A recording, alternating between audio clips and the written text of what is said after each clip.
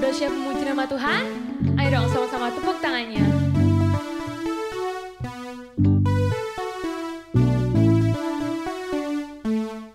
Kita sama-sama nyanyiin pujian ini ya. Kau Tuhan yang setia, tanganmu tersedia memegangku melintasi gelap dunia. Apapun keadaan, hati dan perasaan tak membatasi kuasamu di dalamku. Kasihmu kepadaku menerima apa adanya.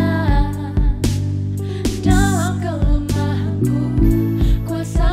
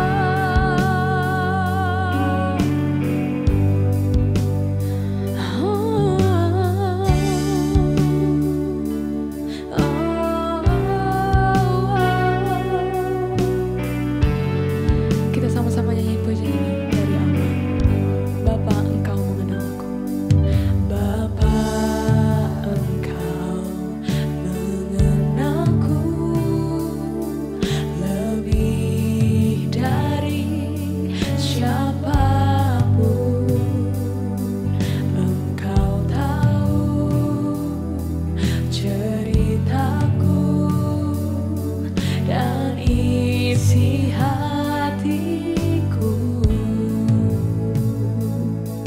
Tak peduli masa lalu, engkau tetap memilihku. Ubahkan ku, sempurnakan, jadi karya yang indah.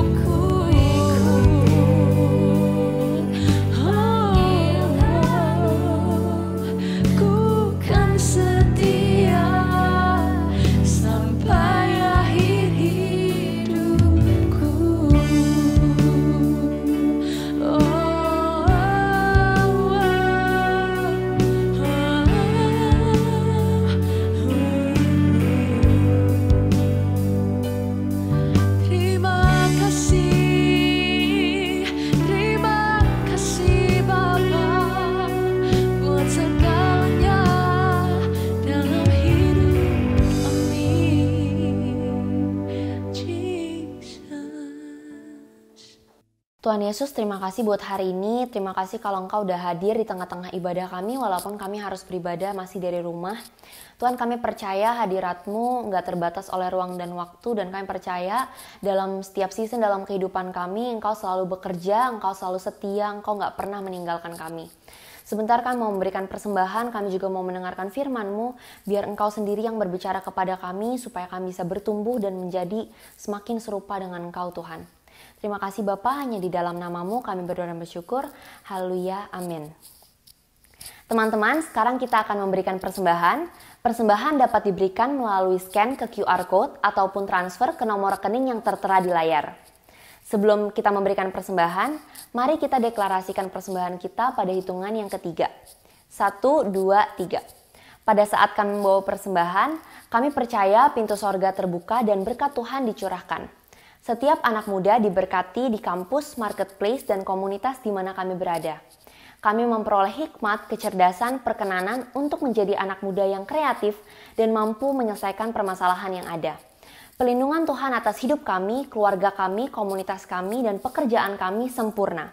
Menemukan pasangan yang tepat dan terbaik dari Tuhan. Di tengah-tengah dunia kami menjadi generasi yang relevan, yang mampu memberikan pengaruh tanpa kompromi terhadap nilai-nilai yang kami percayai. Dalam nama Yesus, haleluya. Shalom semuanya, apa kabar? Pada hari ini kita kembali berjumpa di Next Gen Online Service. Saya berdoa di dalam setiap kehidupan kalian baik-baik semuanya, kalian sehat, dan kita masih tetap online di dalam sekolah kita, belajar kita, dan juga di dalam ibadah kita. Nah, sebelum kita mendengar firman Tuhan pada hari ini, saya ajak kalian semua dan kita semua berdoa. Yuk, sama-sama kita berdoa.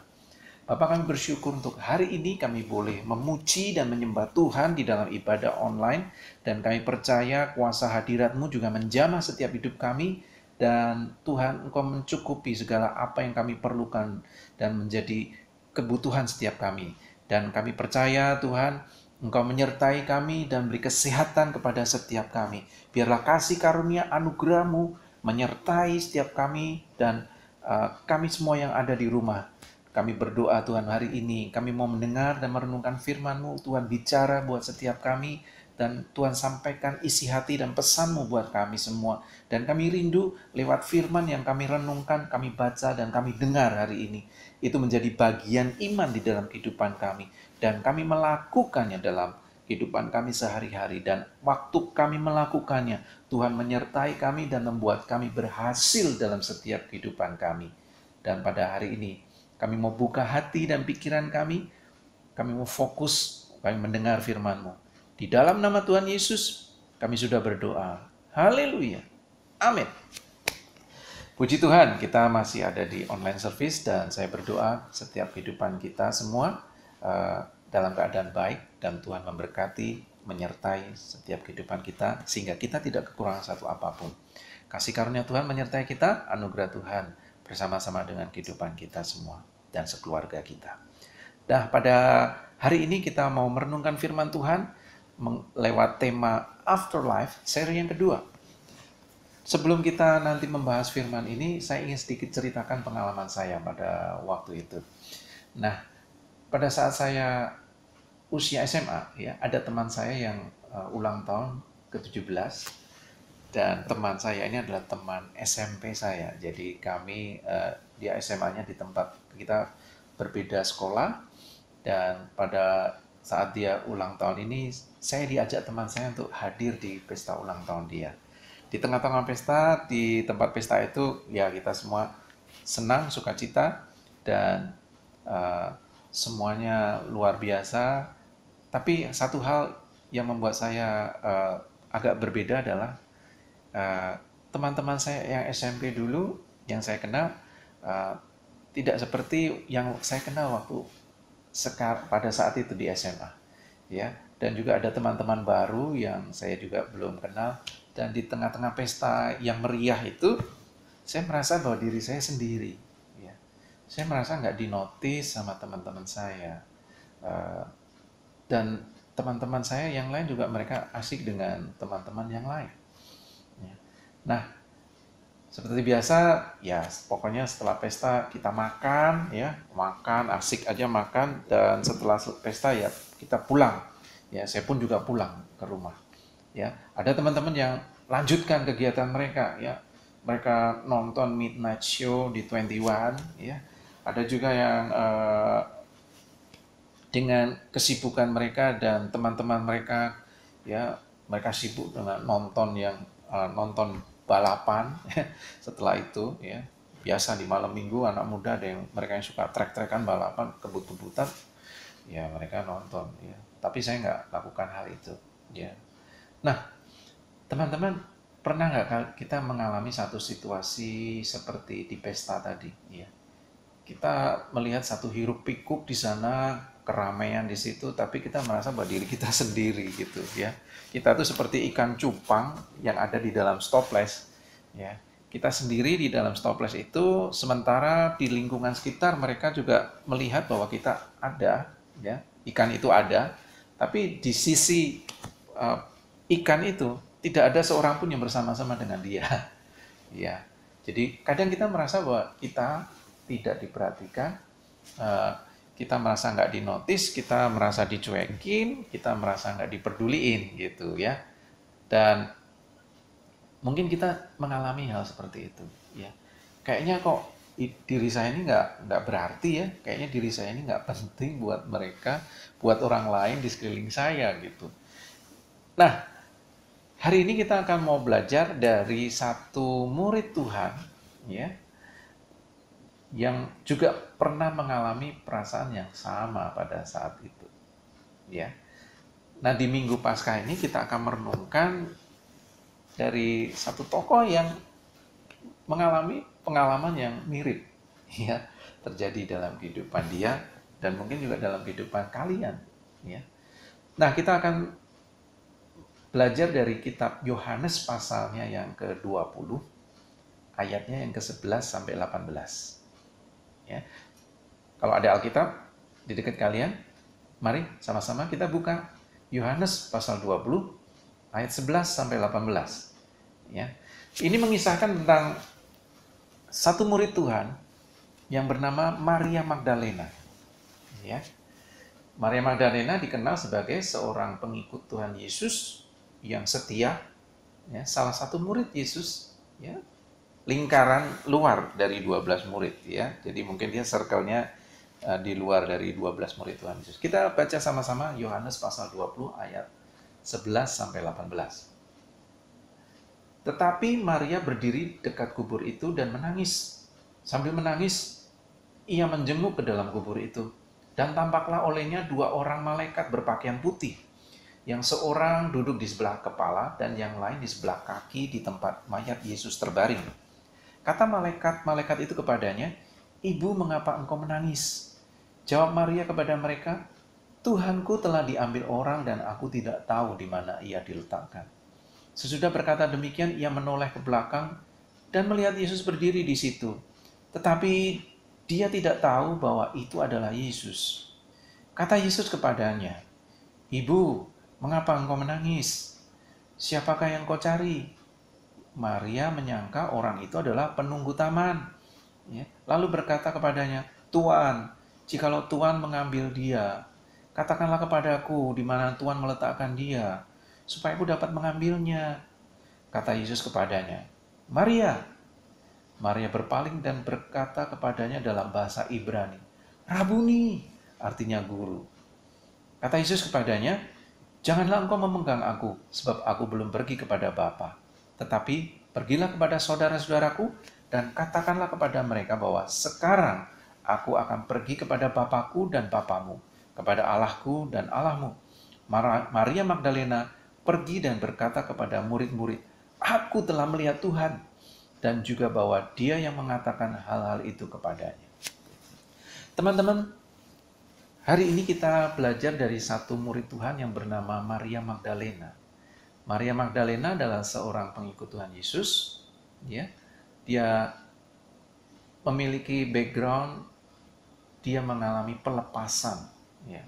Dia dilepaskan dari 7 roh jahat yang ada di dalam dirinya. Wah, kita nggak tahu ya, apa yang dia perbuat pada waktu sebelum dia mengenal Tuhan, menjadi murid Tuhan, sampai ada 7 roh jahat yang merasuki di dalam hidupnya, ya. Dan dia mengalami kelepasan pada waktu itu dan dia menjadi pengikut Tuhan Yesus. Dia menjadi salah satu murid Tuhan yang menyokong pendanaan di dalam pelayanan Yesus pada waktu itu. Nah, kalau kita melihat di sini, kalian perhatikan nggak? Di tengah-tengah peristiwa kebangkitan, ya, setelah Yesus mati, disalibkan, dan dikubur, kalian perhatikan nggak? Murid-murid Tuhan Yesus tidak ada yang datang ke kubur setelah hari ketiga itu. Hanya Maria dan beberapa wanita pada waktu itu yang pergi ke kubur Yesus. Dan pada waktu wanita-wanita ini datang ke kubur dan mereka melihat bahwa kubur itu sudah terbuka, ya. Yang lain pergi dan tinggal satu orang yang namanya Maria Magdalena yang ada di tempat itu. Ya. Dan setelah Maria menyadari bahwa Yesus hidup, ya, dia mengalami satu perubahan di dalam dirinya. Kalau kita lihat ya, dari sisi Maria, hari ini kita akan belajar dari kisah Paskah ini tentang Maria Magdalena, satu tokoh sentral yang dipakai Tuhan, ya, tokoh yang penting di dalam peristiwa Paskah ini yang dipakai Tuhan untuk memberitakan tentang kebangkitan Tuhan. Dia adalah orang yang pertama kali dijumpai oleh Yesus pada waktu dia bangkit. Bukan 12 murid yang para pria itu, ya, tapi seorang wanita yang dijumpai oleh Tuhan Yesus. Ya. Maria ini berbicara tentang orang yang terpinggirkan. Orang yang nggak diperhatikan, yang nggak dinotis, orang yang mungkin dicuekin, orang yang mungkin merasa insecure dengan latar belakang masa lalunya, orang yang merasa dirinya tidak berarti. Ya. Kalau dari sisi gendernya, ya, wanita pada waktu itu, ya, di zaman Tuhan Yesus, seorang wanita sering nggak masuk hitungan, sering tidak dianggap penting, ya, secara gender, ya. Tapi Tuhan Yesus memperhatikan hal ini, ya. Satu orang wanita yang dijumpai Tuhan Yesus pertama kali di saat kebangkitan, Maria Magdalena, ya. Nah, kita lihat nih, Maria adalah orang mewakili orang yang nggak dinotis, nggak diperhatiin, nggak diperdulikan, ya, tidak masuk hitungan, dan mungkin orang yang memiliki background yang penuh dosa sebelumnya, sehingga dia merasa bahwa dirinya nggak penting dan dirinya nggak berarti. Tapi hari ini kita belajar bahwa Tuhan Yesus melihat Maria Magdalena penting, Maria Magdalena berarti. Dan sama hari ini kita belajar, ya, kalau engkau merasa bahwa dirimu nggak dinotis, nggak diperhatikan, dicuekin, atau kamu merasa bahwa dirimu insecure, kita merasa inferior, rendah diri, kita merasa kecil hati, dan kita merasa bahwa diri kita nggak bisa masuk hitungan, dan mungkin kita merasa kita nggak level, ya. Hari ini Tuhan melihat dirimu berarti dan dirimu penting di hadapannya. Karena itu, lewat firman hari ini, kita mau lihat bahwa Tuhan Yesus membuat dirimu penting dan berharga di matanya. Oleh sebab itu, saya ajak kalian melihat dirimu. Ya. Apakah kita memperlakukan diri kita ini berarti? Apakah kita menganggap diri kita ini penting? Ya. Jadi, pada waktu kita melihat bahwa Tuhan Yesus menganggap bahwa diri kita penting, diri kita berarti, maka kita akan juga belajar memperlakukan orang lain berarti penting dalam hidup kita sehari-hari. Dan saya percaya ya, kuncinya di sini adalah pada waktu kita berjumpa dengan Tuhan, kita mengalami afterlife yang berbeda setelah itu. Maria Magdalena mengalami pengalaman yang berbeda ya. Afterlife dia setelah dia berjumpa dengan Tuhan, berjumpa dengan Yesus, dia mengalami sesuatu yang berbeda dan dia melihat hidupnya berubah. Sehingga Tuhan bisa memakai dia untuk membawa pesan tentang kebangkitan ini kepada orang lain, kepada murid-murid yang lain yang saat itu mereka ada dalam posisi sedih, kecewa, takut. Dan Tuhan memakai Maria Magdalena saat dia mengalami perubahan. Dia dipakai Tuhan untuk membuat sebuah perbedaan. Saya percaya hidup kalian juga bisa membuat perbedaan di sekelilingmu, kepada orang-orang lain di sekitarmu. Ya. Karena kebangkitan, kita memandang hidup kita berarti kita memandang diri kita penting di mata Tuhan. Dan kita memandang orang lain juga seperti cara Yesus memandang kita. Kita melihat kehidupan orang lain, diri orang lain menjadi pribadi yang berarti dan pribadi yang penting. Nah, teman-teman, guys, hari ini kita belajar bahwa lewat kebangkitan Yesus, Maria tahu dia berarti. Dan saya berdoa kalian pun juga mengalami hal yang sama. Diri kalian berarti dan penting di mata Tuhan. Sebab itu, ayo sama-sama mengalami perjumpaan kita dengan Tuhan dalam hidup kita sehari-hari, sehingga kita bisa melihat bahwa diri kita ini berarti dan penting di matanya, dan kita bisa memandang hidup kita dan orang lain juga berarti dan penting. Saya percaya hidup kalian akan berubah total setelah kalian menyadari kebenaran ini. Ayo, kebenaran yang kita dengar hari ini, kita kerjakan dalam hidup kita. Kita mengalami perjumpaan dengan Tuhan. Seperti Tuhan Yesus yang menjumpai Maria Magdalena. Kita mengalami kuasa, kita mengalami perubahan dalam diri kita. Sehingga kita menjadi orang muda yang berbeda, dan kita melihat orang lain, kita memperlakukan diri kita, memperlakukan orang lain dengan cara yang berbeda, seperti Tuhan yang melihat diri kita dan menganggap diri kita berarti dan penting. Oleh karena itu, ayo sama-sama pikirkan apa sih yang perlu kita ubah dalam diri kita, sehingga kita bisa melihat bahwa diri kita ini berharga dan penting di hadapan Tuhan.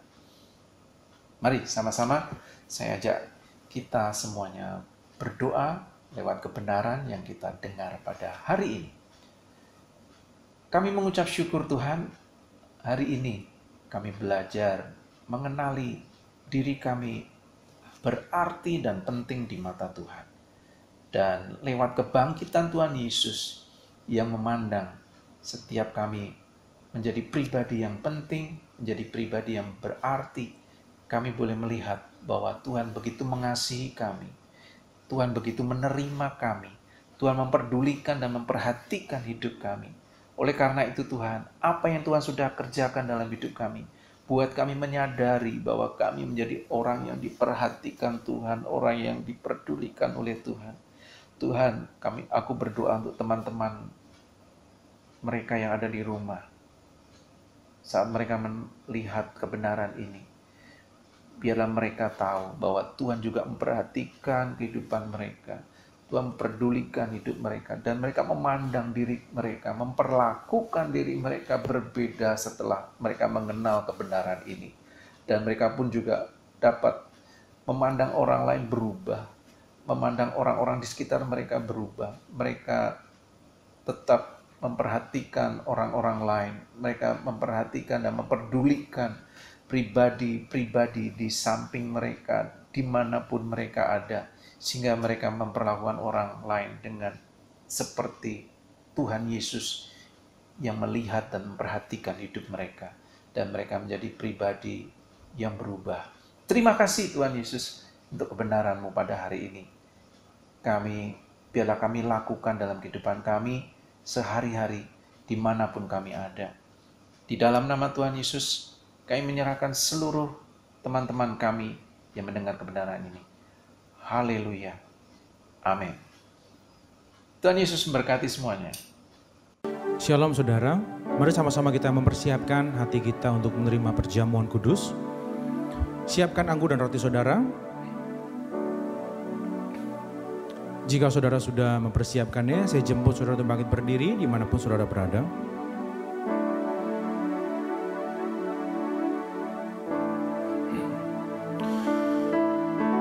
Sebab apa yang telah kuteruskan kepadamu telah kuterima dari Tuhan, yaitu bahwa Tuhan Yesus pada malam waktu Ia diserahkan mengambil roti. Mari kita ambil roti di tangan kanan kita. Dan sesudah itu Ia mengucap syukur atasnya, Ia memecah-mecahkannya dan berkata, inilah tubuhku yang diserahkan bagi kamu, perbuatlah ini menjadi peringatan akan aku. Kekasih-kekasih Kristus, bukankah roti yang kita pecah-pecahkan ini adalah persekutuan kita dengan tubuh Kristus? Mari kita makan dalam nama Yesus.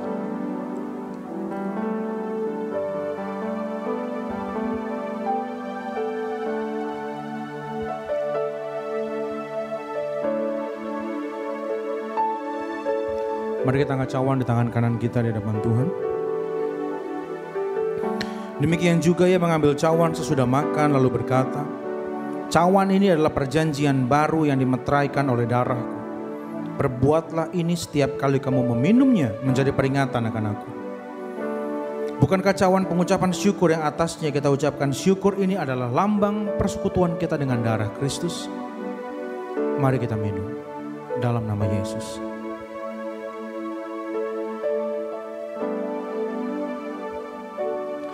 Menaikkan syukurmu di hadapan Tuhan. Sampaikan doa-doamu di hadapan Tuhan. Sampaikan keluh kesahmu. Sampaikan terima kasihmu. Karena Dia Allah yang mendengar. Dia Allah yang tidak pernah meninggalkan kita. Dia selalu ada. Dia ada di mana saudara berada. Belajar, cari damai sejahtera Tuhan dalam hidupmu. Karena Tuhan tidak pernah meninggalkan kita. Terima kasih Tuhan, terima kasih, terima kasih. Untuk kesetiaan-Mu Tuhan yang tidak pernah berubah. Dulu, sekarang, bahkan sampai selama-lamanya. Ajar kami Tuhan untuk berlaku setia seperti Engkau setia kepada kami Tuhan. Supaya kami bisa menghargai hidup kami yang Kau berikan. Kami bisa menghargai Tuhan setiap hal yang Tuhan telah percayakan dalam hidup kami. Kami gak mau sibuk membandingkan diri dengan yang lain. Kami mau masuk ke dalam rencananya Tuhan. Banyak orang didiskualifikasi karena mereka keluar dari jalurnya dan masuk ke jalur yang lain. Tapi tidak demikian bagi setiap anak-anak muda yang ada di tempat ini Tuhan. Kami mau fokus kepada jalan yang Tuhan telah tetapkan kepada kami. Kami mau masuk ke dalam panggilan destiny yang Tuhan telah tetapkan dalam hidup kami. Dan dengan semua bakat, talenta, karunia Tuhan berikan kepada kami, Tuhan akan berikan kami juga kemampuan untuk mengelolanya. Sehingga kami Tuhan bisa menjadi jawaban, menjadi berkat bagi banyak orang di sekitar kami. Terima kasih Tuhan, terima kasih. Aku berdoa Tuhan secara khusus di masa-masa ini Tuhan, di mana kami masih bisa beribadah meskipun di rumah. Aku berdoa pandemi ini tidak akan mempengaruhi keluarga kami Tuhan. Keluarga kami akan tetap harmonis di dalam nama Yesus. Kami berikan kesempatan Tuhan, kami berikan tahta tertinggi di rumah kami. Masing-masing Tuhan untuk Kau isi Tuhan. Karena Engkaulah Tuhan imam yang agung atas rumah tangga kami Tuhan. Aku berdoa Tuhan damai sejahtera-Mu Tuhan ada atas keluarga kami. Atas orang tua kami Tuhan, atas saudara-saudara kami Tuhan. Sehingga tidak akan membuat orang tua kami bertengkar. Tidak akan membuat keluarga kami berpisah satu dengan yang lain. Tapi kasih-Mu Tuhan menjadi pengikat kepada setiap kami. Dan apapun yang Tuhan telah berikan kepada kami mau belajar bersyukur. Meskipun kami mungkin harus keluar dari pekerjaan, meskipun mungkin ada keluarga kami yang di PHK Tuhan, tapi kami percaya ini akan membawa kami kepada destiny yang Tuhan berikan kepada kami. Berikan kami hikmat, kreativitas, sehingga di masa-masa seperti ini Tuhan, kami bisa mengelola talenta kami dengan baik, dan kami bisa menghasilkan sesuatu yang belum pernah kami hasilkan sebelumnya. Kami mengandalkan Kau Tuhan. Bersama dengan Tuhan, apapun yang kami hasilkan adalah yang terbaik untuk kami. Kami rindu juga menjadi berkat bagi banyak orang di sekitar kami Tuhan. Kami mau memandang dari caranya Tuhan memandang. Apapun yang terjadi, semua mendatangkan kebaikan bagi orang yang mengandalkan Tuhan. Terima kasih Tuhan, jaga terus hati kami untuk tetap bersyukur kepadamu. Kami juga memberkati Tuhan kota di mana kami berada. Berkati Tangerang Selatan, berkati Banten, berkati Indonesia Tuhan. Supaya Tuhan bangsa kami Tuhan bisa pulih Tuhan dari segala krisis Tuhan. Krisis ekonomi Tuhan, krisis kepercayaan. Bahkan isu SARA tidak akan lagi berkembang Tuhan. Teroris tidak akan ada lagi Tuhan di bangsa kami Tuhan. Justru di momen ini Tuhan adalah momen pemersatu bangsa. Bahwa kami semua adalah satu, kami semua adalah Indonesia. Terima kasih Tuhan. Biarlah gereja-Mu menjadi jawaban. Dimanapun mereka berada, gereja menjadi jawaban Tuhan. Di kota mereka masing-masing. Sehingga Tuhan, kasih-Mu bisa diterima oleh semua orang di bangsa ini. Terima kasih Tuhan, terima kasih. Dan kalau kami sebentar akan berpisah satu dengan yang lain Tuhan, kami mengangkat dua tangan kami untuk terima berkat yang terbaik daripada Tuhan. Biarlah berkat yang terbaik adalah Bapa di sorga. Berkat yang terbaik dari Tuhan Yesus. Berkat yang terbaik dari Roh Kudus menyertai hidup, keluargamu, sekolah, kuliah, pekerjaan, bisnis, usaha, dan pelayananmu. Mulai hari ini, besok, bahkan sampai selama-lamanya. Kita yang percaya dan diberkati Tuhan, sama-sama kita katakan, amin.